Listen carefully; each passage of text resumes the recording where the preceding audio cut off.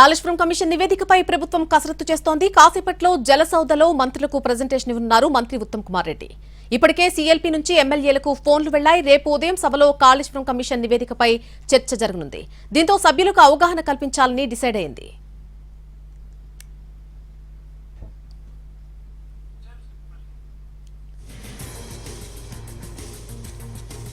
Kaleshwaram commission నివేదికకు సంబంధించి ప్రభుత్వం కసరత్తు చేస్తోంది. మరి కాసేపట్లో జలసౌధలో మంత్రులకు ప్రజెంటేషన్ ఇవ్వబోతున్నారు మంత్రి ఉత్తమ్ కుమార్ రెడ్డి.